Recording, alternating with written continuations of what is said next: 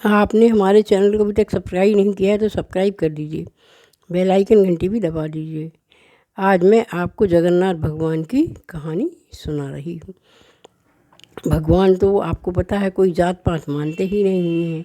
जैसे भगवान श्री राम ने सबरी के जूठे भेड़ खाए और कृष्ण भगवान ने कर्माबाई की खिचड़ी खाई, इसी तरह जगन्नाथ भगवान ने भी माई जी की खिचड़ी खाई।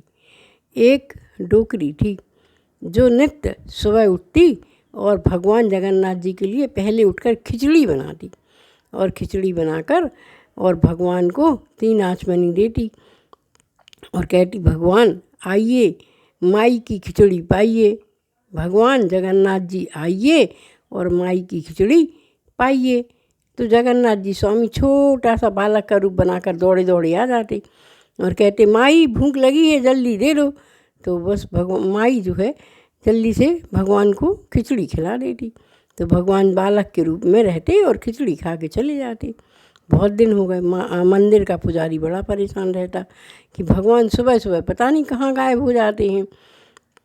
तो एक बार बहुत पहुँचे हुए साधु आए तो उससे पुजारी जी ने कहा कि पंडित जी मालूम नहीं है, संत जी हमें मालूम नहीं चलता कि भगवान सुबह सुबह कहाँ चले जाते हैं, मंदिर में रहते ही नहीं हैं। तो साधु जी ने ध्यान लगाया तो उन्होंने कहा, अरे ये तो जगन्नाथ जी भगवान माई की खिचड़ी खाने जाते हैं। उन्होंने पंडित जी को बताया, पंडित जी भगवान आपके भगवान तो आपका भोग लेते ही नहीं हैं, वे तो सुबह सुबह जाकर और माई की खिचड़ी खाए आते हैं। पंडित जी ने कहा, भगवान क्या करें, अब बताओ आप भगवान को कैसे मंदिर में रोका जाए। उसने कहा, ठीक है हम इसका कुछ उपाय करते हैं। तो भगवान संत जी पहुंच गए माई के घर और कहने लगे, माई भिक्षाम देई। तो माई आई भिक्षा लेकर और माई भिक्षा देने लगी खिचड़ी की। तो संत जी कहने लगे, आप कितना घोर पाप करती हो, आप इतना अधिक घोर पाप करती हो कि उसकी कोई सीमा नहीं है।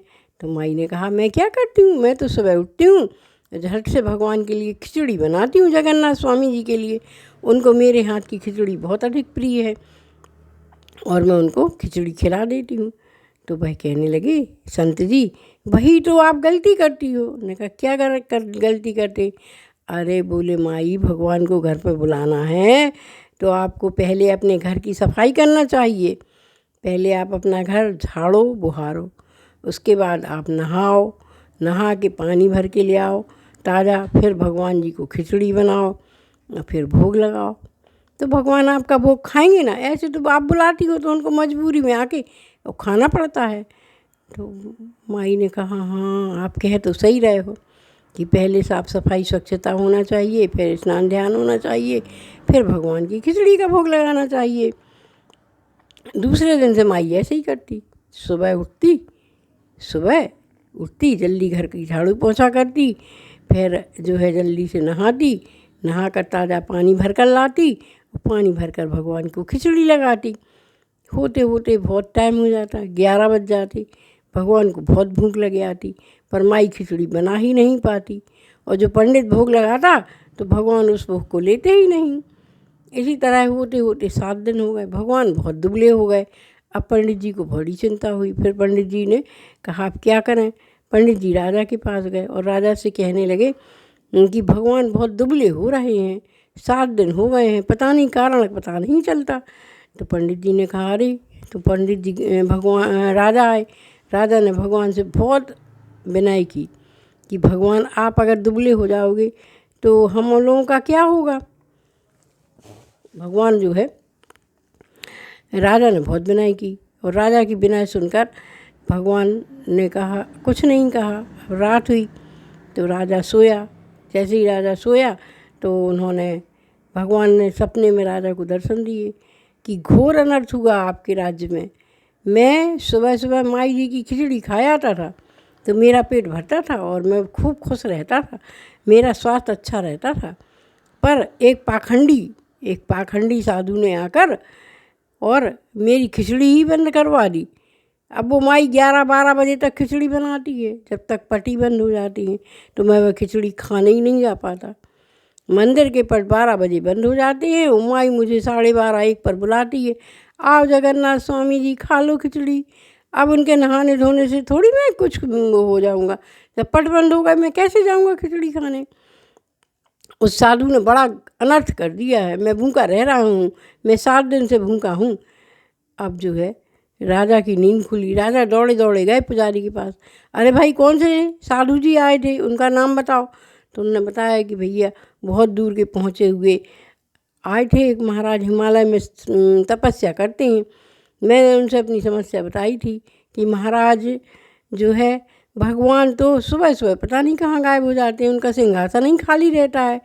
तो उनने ध्यान करके देखा था, और ध्यान करके देखा था कि एक माई है जो सुबह उठती है और बस उसके बाद से पानी से और बिना ही नहाए धोए कुछ भी ना झाड़ू लगाती, सिर्फ रोज जल्दी से खिचड़ी बनाती और भगवान का भोग लगा देती। तो उन्होंने कहा कि अब क्या किया जाए। बोले उन पंडित जी को ढूंढो, और कोई की बात तो माई मानेगी नहीं।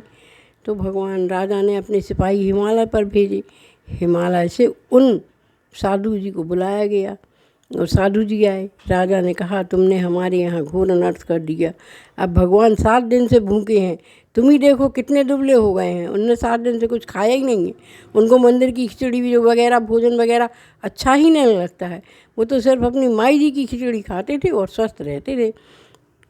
तो साधु ने कहा अब हम क्या करें भगवान। बोले अब जाओ उसको फिर से समझाओ और तुम्हारे समझाने से ही वो बात मानेगी। तो साधु ने कहा ठीक है। तो फिर साधु गए, माई भिक्षाम देई, तो माई फिर आ गई। अब माई कहने लगी देखो साधु जी आप समझा गए थे ना, तो मैं जल्दी उठती हूँ, पहले झाड़ू बहारू करती हूँ, फिर उसके बाद जो है स्नान करती हूँ, फिर ताज़ा पानी लाती हूँ, फिर अपने कृष्ण को मैं जो है जगन्नाथ जी को मैं खिचड़ी बनाती हूँ। तो साधु पैरों तरफ गिर पड़ा, बोला माई मुझसे बहुत बड़ी गलती हो गई, हमारे जगन्नाथ जी 7 दिन से भूखे हैं, आपने खिचड़ी नहीं बना पाई, आपकी खिचड़ी बनते बनते तो पट ही बंद हो जाते थे, तो भगवान आ ही नहीं पाते थे।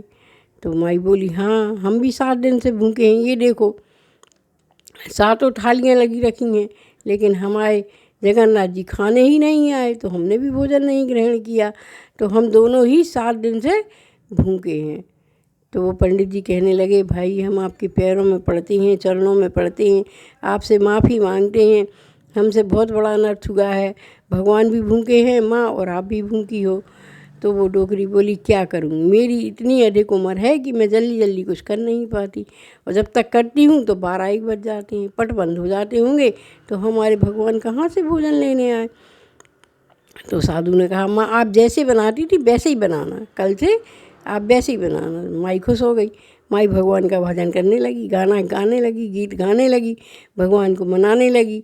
सुबह उठी और उठते ही उसने जल्दी से चूल्हा जलाया और अपनी हांडी रखी और बढ़िया से भगवान के लिए हींग बघार लगाकर और अच्छी सी खिचड़ी बनाई, और खिचड़ी बनाकर और थाली में परोसी और बोली हे जगन्नाथ जी स्वामी बाबा महाराज आप 7 दिन से भूखे हैं, तो आपकी माँ भी तो 7 दिन से भूखी है, आप अन दोनों ने 7 दिन से भोजन नहीं किए, आइए और अपने प्रसाद को ग्रहण करिए। तो भगवान बालक का रूप धरकर वो माई के घर आ गए। माई बड़ी भूख लगी है, तो माई ने खाना तो बाद में दिया, चरणों के नीचे लेट गई।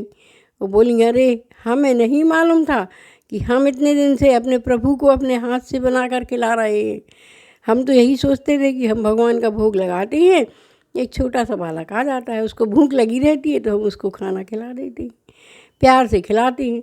तो भगवान कहने लगे माई आपका यही प्यार देखकर तो मुझे मंदिर छोड़कर आपके घर तक आना पड़ता है और आपकी स्वादिष्ट खिचड़ी का भोग लगाना पड़ता है। जितनी स्वादिष्ट खिचड़ी आप बनाती हैं वैसी खिचड़ी तो मैंने कभी खाई ही नहीं, संसार में कोई इतनी स्वादिष्ट खिचड़ी तो बनाता ही नहीं है। आप बढ़िया हींग शुद्ध घी का और लौंग का जो बघार लगाती हैं तो मुझे बहुत आनंद आता है।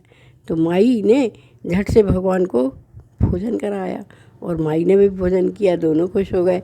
इसी तरह भगवान जगन्नाथ जी माई जी की खिचड़ी खाने रोज़ उसके घर जाते थे और माई भी बड़े प्यार से उनको खिचड़ी बनाती थी। माई बहुत वृद्ध होती जा रही थी, तो राजा ने कहा अब तो इसके बस का कुछ भी नहीं बचा है, तो राजा ने मंदिर में ही उसको एक कमरा दिया और बोले भाई देखो यहीं आप खिचड़ी बनाओ और अपने भगवान का भोग लगाओ। वहीं खिचड़ी बनाती और भगवान का भोग लगाती, भगवान प्रेम से खाते। इस तरह जो है भगवान की लीला बड़ी विचित्र है। उनको स्नान ध्यान व्याघ्री आडंबरों से कोई मतलब नहीं। आप प्रेम दीजिए, आपको प्रभु जरूर मिलेंगे।